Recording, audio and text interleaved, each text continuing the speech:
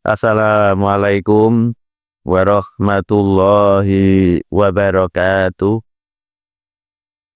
Innal hamdalillah nahmaduhu wa nasta'inuhu wa nastaghfiruh wa na'udzu billahi min sururi anfusina wa min sayyiati a'malina. May yahdihillahu fala mudhillalah wa may yudlil fala hadiyalah. Asyhadu an la ilaha illallah wa asyhadu anna Muhammadan abduhu wa rasuluh la nabiyya wa la rasula ba'da. Wassalatu wassalamu ala Muhammad wa alihi wa ashabihi wa man tabi'ahu bi ihsanin ila yaumiddin.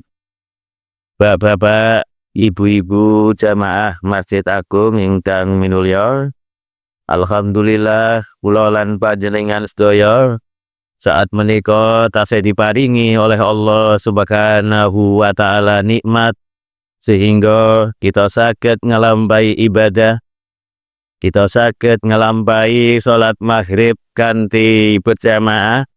Banjur kita lajengaken kalih mencari ilmunya Allah Subhanahu wa taala. Shalawat salam mugi-mugi tetap tercurahkan dumateng Nabi kita Muhammad sallallahu alaihi wasallam, ugi keluarga-keluarganya, sahabat-sahabatnya, lan tiang-tiang ingkang selalu menegakkan dinul Islam sampai hari akhir. Kita lajengaken tafsir surat Ibrahim mulai ayat 31. A'udzubillahi minasyaitonir rajim. Kulli ibadiyalladzina amanu yuqimus sholata wa yunfiqu mimma razaqnahum sirran wa alaniyatan min qabli an ya'tiya yaumun la bay'un fihi wala khilal. Allahul ladzi khalaqas samawati wal arda wa anzala minas samaa'i ma'an fa akhraja bihi minas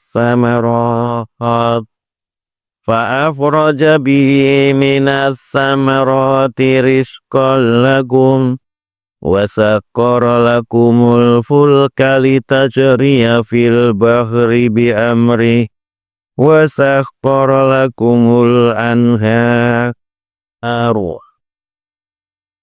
Kul, katakan Muhammad, li ibadi, kepada hamba-hambaku, alladzina amanu, yaitu orang-orang yang beriman, yuqimus sholat, mereka mendirikan sholat, wa yunfiqu, dan mereka berinfak, mimma, dari sesuatu, razaqnahum, yang telah kami berikan mereka rizki, siron, baik dengan sembunyi-sembunyi, wa alaniyatan, dan baik secara terang-terangan, min qabli ayyatiya yaum, sebelum ayyatiya datang, yaumun, suatu hari, la bay'un, yang tidak ada jual beli, fihi, di hari tersebut, wala khilal, dan tidak ada teman. Kul, katakan Muhammad, li ibadi, kepada hamba-hambaku, alladzina amanu, yaitu orang-orang yang beriman.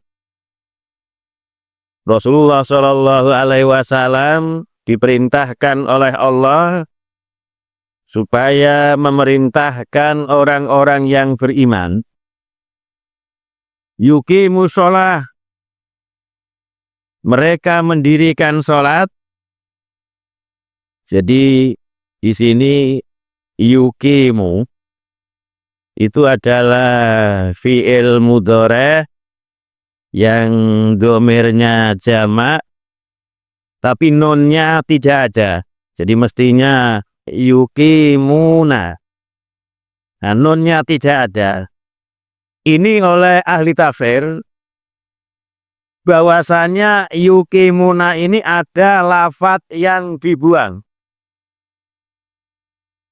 Jadi ada lafadz yang dibuang. Lafadz yang dibuang itu adalah pertama perintah. Jadi hakikatnya kulli ibadiyalladzina amanu, katakan Muhammad kepada orang-orang yang beriman, aqimus sholah, dirikan sholat.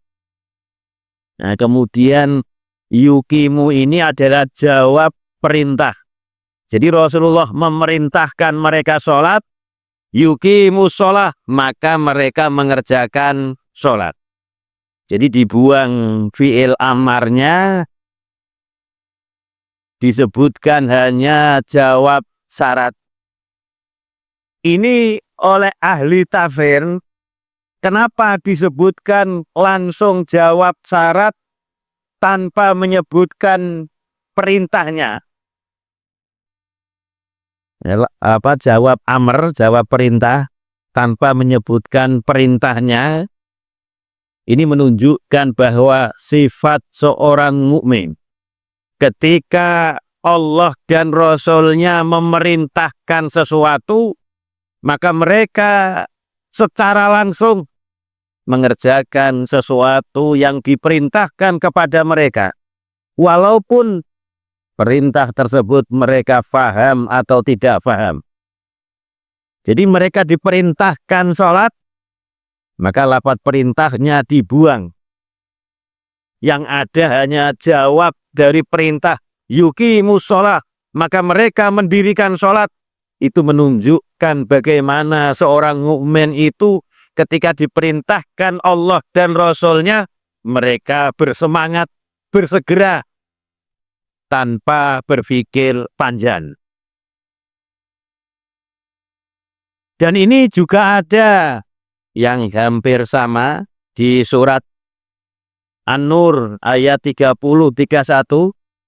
Di situ kul, katakan Muhammad lil mukminin, kepada orang-orang mukmin, yahuddu min absarihim.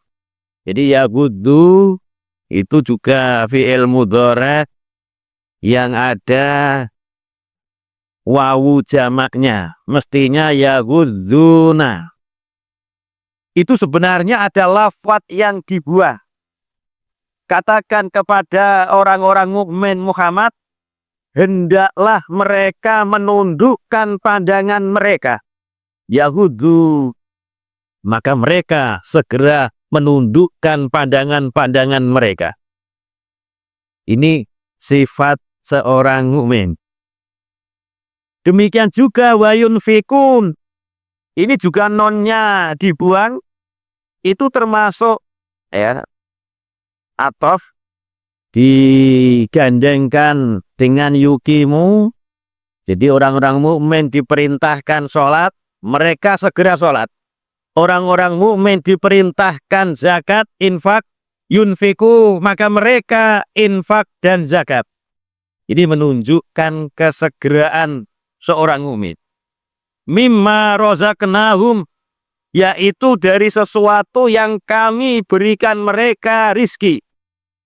Jadi disebutkanlah bahwa yang kalian miliki, yang kalian diperintahkan untuk mengeluarkan harta-harta kalian, itu sebenarnya harta tersebut Allah lah yang memberikan rizki. Supaya kula lan panjenengan sedaya ketika infak zakat itu tidak memandang berat, karena perintah infak itu dari Allah dan yang memberikan rizki itu juga dari Allah. sirrau wa alaniyatan. Baik engkau keluarkan zakat infak itu dengan sembunyi-sembunyi atau dengan terang-terangan. Didahulukan siron dengan sembunyi-sembunyi. Ini menunjukkan bahwa infak itu yang terbaik adalah dengan sembunyi-sembunyi daripada dengan terang-terangan. Walaupun terang-terangan itu boleh. Ya, di ayat surat Al-Baqarah disebutkan bahwa infak dengan sembunyi itu lebih baik daripada dengan terang-terangan. Walaupun dua-duanya ya boleh. Di dalam hadis disebutkan bahwa di zaman Bani Israel ada orang yang infak secara sembunyi-sembunyi ditaruh di depan masjid. Maka infak tersebut diambil oleh pencuri. Maka dia diberitahu orang bahwa infak yang dia berikan itu diambil pencuri. Maka besok dia infak lagi. Ternyata infak tersebut diambil orang kaya. Dia infak lagi, infaknya diambil pezina. Maka dia seolah-olah infaknya tidak sampai sasaran. Maka disebutkan di hadis tersebut, infaknya telah diterima oleh Allah. Barangkali infak tersebut diambil orang kaya, yang akan menyebabkan orang kaya tersebut berinfak. Barangkali infaknya diambil pezina, mudah-mudahan dengan infak tersebut pezina menjadi berhenti dari melakukan zina. Dan barangkali infak itu diambil orang pencuri, mudah-mudahan pencuri tersebut berhenti dari mencuri dengan infak tersebut. Jadi infak tidak akan pernah pahalanya itu tidak sampai walaupun infak tersebut diambil oleh orang yang bukan haknya. Min qabli ayati yaum. Jadi sholatlah, infaklah sebelum datang satu hari, di mana di hari tersebut tidak ada jual beli dan tidak ada teman yang akrab, yaitu di hari kiamat.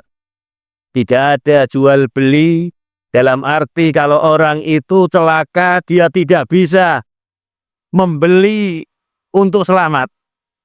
Jadi berbeda dengan yang ada di dunia. Di dunia, di pengadilan bisa terjadi jual beli. Orang membeli, dia membunuh seseorang, dia bisa membeli jaksa, bisa membeli hakim, sehingga dia bisa bebas daripada tuntutan pembunuhan. Dia korupsi, dia bisa membeli jaksa, dia bisa membeli hakim, sehingga dia tidak terkena jerat kasus korupsi. Itu di dunia bisa terjadi jual beli. Tapi di akhirat tidak ada yang namanya jual beli. Wala khilal, dan tidak ada teman yang akrab. Jadi semuanya sendiri-sendiri. Jangankan teman yang akrab, suami istri mementingkan diri sendiri. Anak, bapak, ibu, semuanya mementingkan diri sendiri. Bahkan kalau tidak selamat, maka seseorang, ayah menginginkan anaknya dimasukkan neraka supaya dia lepas dari neraka. Suami menginginkan istrinya dimasukkan neraka supaya dia lepas dari neraka. Begitu juga sebaliknya. Jadi pada hari kiamat itu tidak ada teman kecuali bagi orang-orang yang bertakwa. Jadi kalau orang-orang yang ahli maksiat atau orang-orang kafir yang dulunya teman, maka akan menjadi musuh. Berbeda dengan orang-orang yang bertakwa. berteman di dalam hal takwa seperti jamaah ini, atau dalam majelis ilmu, atau dalam sholat berjamaah, berbuka bersama, ini nanti pada hari kiamat, misalkan ada yang celaka sehingga masuk neraka, maka teman yang selamat dari neraka itu bisa memberikan syafaat sesuai dengan kadar amalnya. Kemudian ayat 32. Allah alladzi, yaitu zat, khalaqas samawat, dia telah menciptakan langit-langit, wal arda, dan bumi. Wa anzala, dan dia telah menurunkan minas sama, dari air, dari langit, ma'an, air.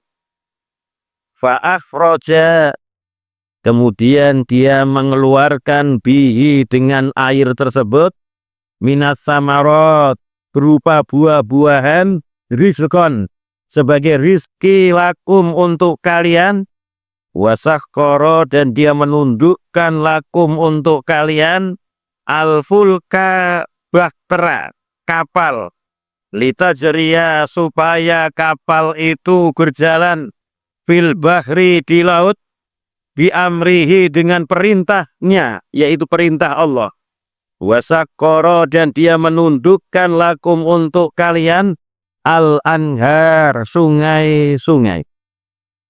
Di ayat ini Allah Subhanahu wa ta'ala menunjukkan rububiyahnya, bahwa dialah pencipta, pemberi rizki, penguasa, pengatur alam ini, itu Allah, yang oleh para ulama ahli akidah disebut tauhid rububiyah, yaitu Allah lah satu-satunya yang mencipta, memberi rizki, mengatur, yang menguasai alam ini. Dan ini ada di ayat 32 ini. Allah menciptakan langit-langit dan bumi. Dan dia wa anjala minas sama'i ma'an, dan dia menurunkan dari langit air. Jadi as-sama itu langit. Langit itu adalah sesuatu yang berada di atas kita. Di ayat yang lain Allah menurunkan dari awan air hujan. Ini juga tidak bertentangan.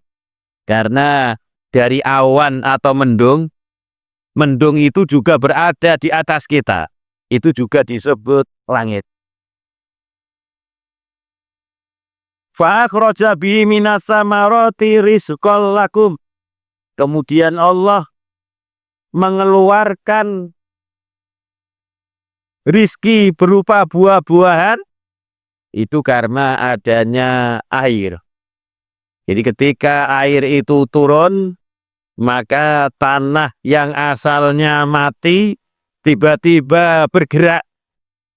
Jadi umpama kok ada CCTV ya dipasang di tanah ya di atas, tapi diperlihatkan bagaimana tanah ini ketika diturunkan hujan, maka besok itu akan ada sesuatu yang bergerak. Jadi di dalam Al-Quran itu disebutkan ketika Allah menurunkan air hujan, maka bumi yang asalnya mati tiba-tiba bergerak. Karena ada sesuatu yang akan keluar dari dalam bumi. Kalau kita melihat CCTV kemudian diperlambat, maka kita akan melihat ada gerakan di dalam tanah sehingga memunculkan suatu tumbuh-tumbuhan. Dan itu sebagai rizki bagi kalian. Wasakhkhara lakumul fulka litajriya fil bahri bi amri. Dan Allah menundukkan kapal. Jadi Allah memberikan kepada manusia kemampuan untuk membuat kapal. Sehingga dengan kapal itu manusia bisa berjalan kemanapun. dan itu semua Allah lah yang menundukkan. Ya, tidak hanya kapal, juga hewan-hewan yang ditumpangi manusia, yang digunakan untuk mengangkut barang-barang yang dibutuhkan oleh manusia, itu semuanya Allah lah yang menundukkan. Kalau kapal, walaupun manusia membuat, kalau Allah tidak menundukkan kapal itu untuk bisa mengangkut, maka kapal itu akan tenggelam. Maka ketika kita naik sesuatu di surat Az-Zukhruf ayat 13, kita disunahkan untuk berdoa. Subhanalladzi sakhkhara lana hadza wa ma kunna lahu muqrinin. Maha suci Allah zat sakhkhara lana hadza, yang telah menundukkan untuk kita ini, kendaraan ini. Wa ma kunna lahu muqrinin, dan kita bukanlah yang menguasai dari sesuatu yang kita naiki ini. Maka selayaknya seorang mukmin ketika dia naik sepeda, yang pertama diingat bahwa ini adalah Allah lah yang menundukkan. Kalau Allah tidak menundukkan sepeda motor atau apapun kendaraan yang kita pakai, maka tidak akan bisa kita menaiki. Ini yang pertama yang harus kita ingat. Wasakhkhara lakumul anhar, dan Allah lah yang menundukkan sungai-sungai. Jadi kita lihat sungai-sungai, ada Bengawan Solo, di mana dari sungai-sungai itu bisa menjadi suatu kehidupan untuk menyirami sawah, untuk tanam-tanaman, juga untuk yang bagi ternak, ya, ternak ikan, ya, ikan air tawar, juga sangat bergantung dengan sungai-sungai. Jadi Allah lah yang menundukkan sungai-sungai tersebut sehingga bisa dimanfaatkan oleh manusia. Kemudian di ayat 33, wasakhkhara lakumus samsa, wasakhkhara, dan Allah lah yang telah menundukkan lakum untuk kalian asamsa, matahari, wal qamar, dan bulan, daibain, keduanya berjalan. Wasakhkhara, dan dia menundukkan lakum untuk kalian al-lail, malam, wan nahar, dan siang. Ini diantara rububiyah Allah, yaitu Allah menundukkan matahari. Jadi matahari itu berjalan. Jadi matahari itu berjalan, maka kita bisa lihat di waktu pagi matahari berada di timur, nanti sebentar lagi di tengah, nanti sebentar lagi berada di barat. Itu memang matahari itu berjalan. Dan ayat-ayat Al-Quran itu banyak sekali. Maka keyakinan bahwa matahari itu berhenti, itu adalah keyakinan yang bertentangan dengan Al-Quran. Jadi matahari itu berjalan, demikian juga bulan. Maka dari perjalanan matahari ini timbullah ibadah, timbullah hal-hal yang bermanfaat bagi manusia. Baik hal-hal yang bermanfaat itu sifatnya ibadah, atau hal-hal yang bermanfaat itu sifatnya adalah duniawi. Jadi dari peredaran matahari timbullah yang namanya ibadah sholat. Jadi ibadah sholat itu ibadah yang ditimbulkan dari peredaran matahari.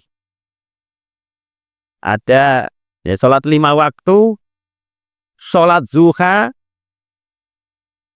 misalkan sholat subuh itu ketika fajar terbit. Fajar terbit ini itu memang bukan cahaya langsung matahari.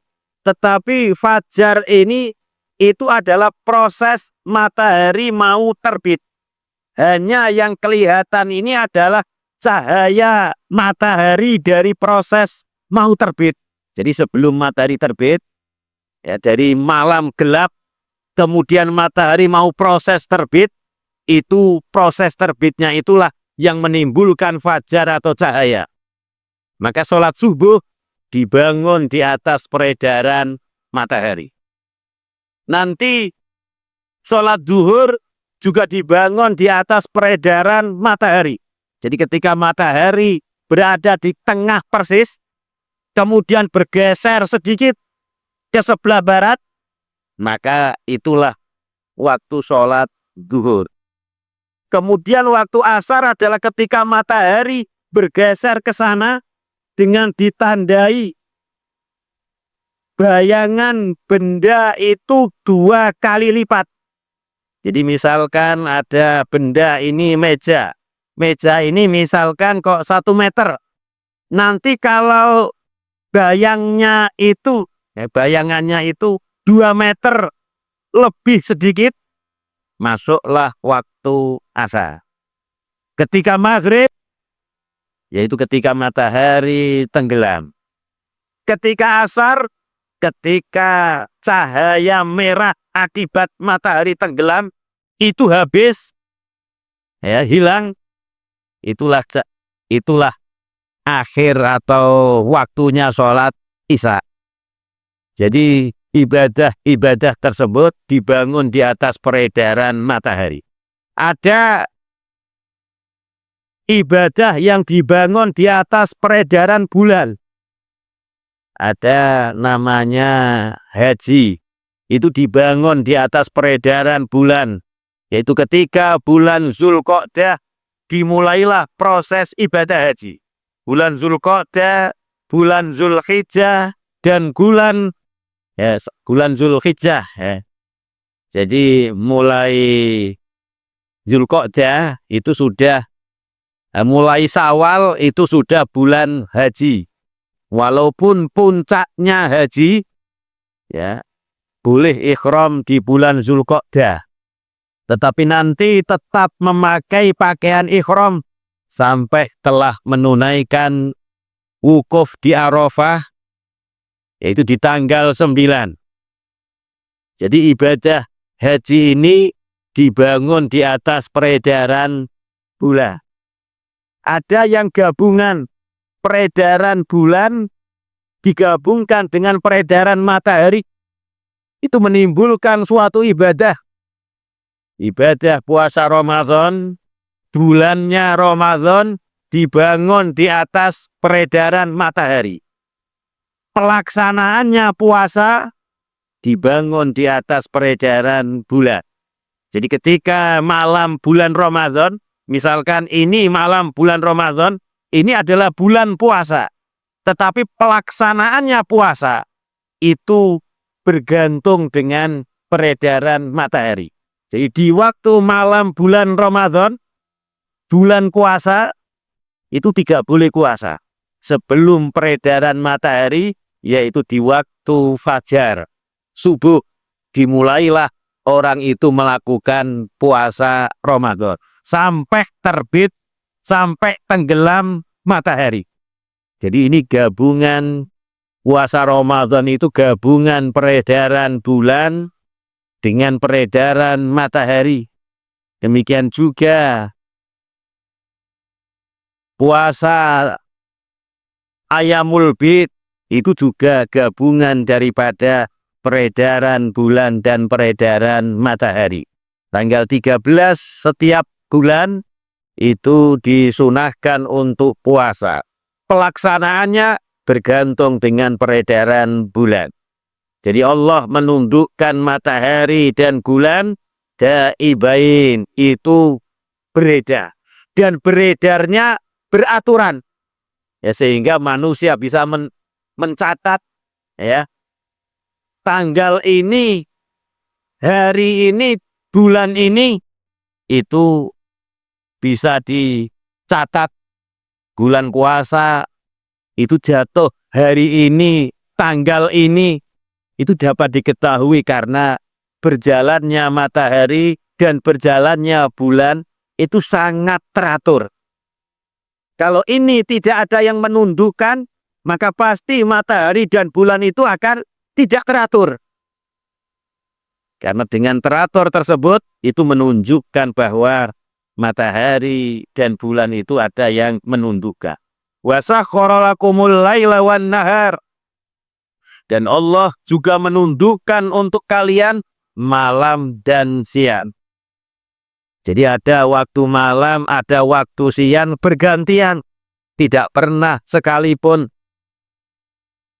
malam, kemudian 2 hari, siangnya hanya 1 hari, tidak pernah ada. Maka itu menunjukkan bahwa peredaran malam dan siang itu ada yang menundukkan. Malam ditundukkan untuk kalian supaya kita bisa istirahat. Kita bisa tidur. Siang ditundukkan untuk kita supaya kita bisa berusaha. Kemudian ayat 34. Wa atakum, dan Allah memberikan kepada kalian min kulli ma, dari segala sesuatu sa'altumuhu, yang kalian meminta segala sesuatu tersebut. Wa in ta'uddu, dan jika kalian menghitung nikmatallahi, nikmat Allah, la tuhsuha, kalian tidak akan bisa menghitungnya. Innal insana, sesungguhnya manusia itu la zolumun, sungguh dia zalim, kafaron, juga sangat ingkar. Wa atakum min kulli ma sa'altumu, dan Allah mendatangkan kepada kalian dari segala sesuatu yang kalian minta. Ini ada beberapa tafsir. Pertama, tafsir seperti ini, ya. Allah memberikan kepada kalian segala sesuatu yang kalian minta. Jadi apapun permintaan kita, kita diberikan oleh Allah. Kita membutuhkan yang namanya pakaian. Kita bisa memiliki pakaian. Kita bisa memiliki rumah. Kita bisa memiliki kendaraan. Itu semuanya adalah Allah lah yang memberikan. Ada tafsir yang kedua. Allah wa atakum min kullin. Jadi lamnya ini, kulli, itu lamnya ditanwin. Wa atakum min kullin.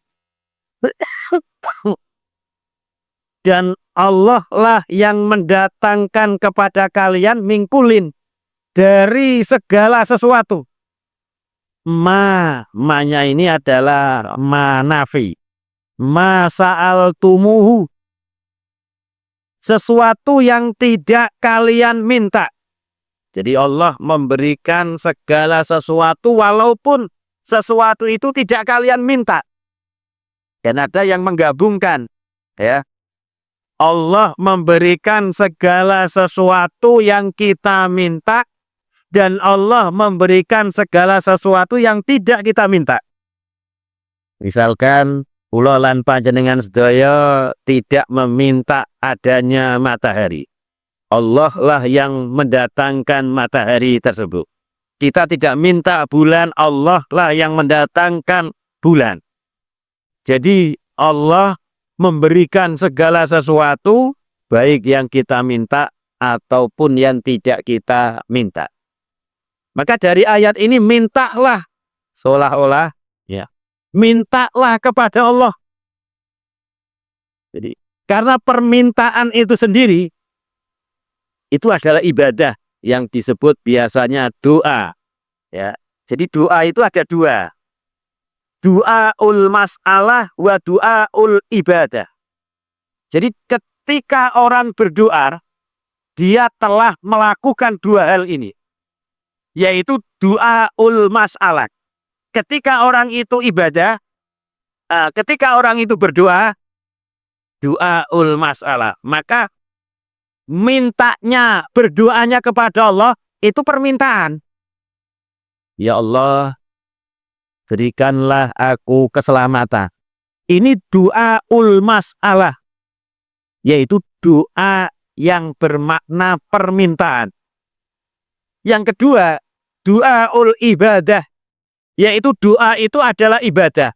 Ketika seseorang berdoa, ya Allah, berikan aku keselamatan, maka doa tersebut itu adalah termasuk ibadah. Maka orang berdoa, ya Allah, berikan aku keselamatan, dia telah melakukan dua hal, du'aul mas'alah wa du'aul ibadah. Ad-du'a huwal ibadah. Doa itu adalah ibadah. Maka kita diperintahkan oleh Allah untuk meminta segala sesuatu kepada Allah. Semakin banyak kita berdoa kepada Allah, semakin menunjukkan iman kita kuat. Jadi orang itu senantiasa berdoa kepada Allah dalam segala hal. Itu menunjukkan tauhidnya. Jadi ibadah doa itu mengandung 3 tauhid, ya. Tauhid rububiyah, tauhid uluhiyah, dan tauhid asma wa sifat. Orang itu ketika berdoa kepada Allah, maka dia meyakini tauhid rububiyah, yaitu Allah lah satu-satunya yang memberi rizki, yang mengatur, yang menguasai alam ini. Karena Allah yang menguasai alam ini, dia minta kepada Allah. Ketika orang minta kepada Allah, berdoa kepada Allah, di dalam hatinya itu berarti tumbuh tauhid rububiyah. Semakin sering dia berdoa kepada Allah, semakin kuat tauhid rububiyahnya. Doa juga mengandung tauhid uluhiyah, yaitu tauhid hanya meyakini Allah lah satu-satunya yang berhak disembah dan diibadahi. Dan doa termasuk bagian dari ibadah. Karena orang berdoa itu merendahkan diri kepada zat yang dia mintai. Maka ketika kita semakin banyak berdoa, semakin banyak meminta kepada Allah, itu menunjukkan tauhid uluhiyah orang tersebut itu kuat sekali. Tauhid ibadah orang tersebut itu kuat sekali. Dan ibadah dan doa mengandung tauhid asma wa sifat, yaitu meyakini nama-nama dan sifat-sifat Allah sebagaimana yang Allah tetapkan dalam Al-Quran dan hadis. Orang yang berdoa kepada Allah itu menunjukkan tauhid asma wa sifatnya itu kuat. Kenapa kok begitu? Karena ketika dia meminta kepada Allah, bahkan teman yang ada di sebelahnya sendiri itu tidak mendengar dia minta kepada Allah. Tetapi kenapa kok dia minta kepada Allah? Dia meyakini Allah mendengar. Dia meyakini sifat Allah, nama Allah As-Sami, dan di dalam nama Allah As-Sami terkandunglah sifat Allah Maha mendengar. Orang yang berdoa kepada Allah padahal orang di kanan kirinya tidak mendengar sama sekali, berarti dia meyakini Allah yang tidak dia lihat itu mendengar apa yang dia minta. Maka itulah para ulama, semakin orang itu berdoa, itu menunjukkan tauhid rububiyah, tauhid uluhiyah, tauhid asma wa sifat orang tersebut itu kuat. Ono saiti itu berdoa kepada Allah. Jadi mau misalkan nyebrang jalan raya saja dalam hatinya, ya Allah berikan aku keselamatan, ya Allah. Itu menunjukkan ketergantungan kepada Allah itu luar biasa. Sebaliknya, orang jarang berdoa kepada Allah. Ketika dia nyebrang jalan raya, dia tidak berdoa kepada Allah. Kenapa tidak berdoa kepada Allah? Karena dia yakin dia bisa selamat tanpa Allah. Sementara orang yang tauhidnya kuat, dia tidak bisa selamat kecuali dengan pertolongan dari Allah. Maka inilah yang kita praktekkan setiap kali kita dalam hal apapun, selalu kita berdoa kepada Allah. Supaya di samping tauhid kita kuat, kita mendapatkan pahala dari Allah. Coba tanamkan, mau nok Tegal misalnya, berdoa kepada Allah, jaluk keselamatan, jaluk Tegale sing apik, dan lain-lain. Maka itu menunjukkan tauhid orang tersebut kuat. Dan manakala permintaannya kok tidak sesuai dengan kenyataan, bukan berarti doa tersebut tidak dikabulkan oleh Allah. Ya, dulu pernah kita terangkan doa itu dikabulkan dalam 3 hal. Bisa dikabulkan sekarang, mungkin sekarang itu ya dalam waktu dekat, atau dalam waktu beberapa puluh tahun. Kalau tidak yang pertama ini dikabulkan sekarang di dunia, mungkin bentuknya kita dihindarkan Allah dari bahaya yang jauh lebih besar dari permintaan kita. Kemudian yang ketiga, dan inilah yang sangat terbaik, doa itu tidak diberikan di dunia, tetapi disimpan Allah, diberikan nanti di hari kiamat. Maka setiap orang berdoa pasti dikabulkan dalam bentuk salah satu di antara 3 hal ini. Terus wa in ta'uddu nikmatallahi, dan jika kalian menghitung nikmat Allah, la tuksuha, tidak akan bisa kita menghitungnya. Panjenengan hitung saja. Makanan ini dari segi makanan saja. Makanan yang kita makan, misalkan nasi. Nasi ini timbul itu dari adanya matahari. Memancarkan cahayanya sehingga membuat suatu tanaman itu bisa tumbuh. Dan tanaman tumbuh itu karena mengandung, itu juga semuanya nikmat Allah. Ada air hujannya, ada tanahnya, ada kekuatan kita untuk menanamnya. Itu semuanya nikmat Allah. Itu dari nasi yang kita makan. Belum nanti nasi itu bisa kita masak. Itu nikmat dari Allah. Karena kita bisa memiliki api untuk memasak, memiliki wadahnya. Setelah nasi matang, kemudian kita makan, itu juga nikmat. Kita bisa memakannya. Coba kalau kita terkena penyakit, kita tidak akan bisa memakannya. Belum nanti nasi yang masuk ke dalam tubuh kita. Jamaah ingkang mulia, insyaallah kita lanjutkan ayat 34 ini yang akan datang menawi kita masih diberikan Allah nikmat kesempatan dan nikmat hidayah.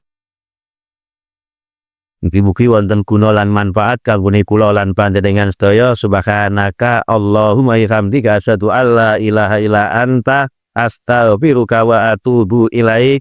Wassalamualaikum warahmatullahi wabarakatuh.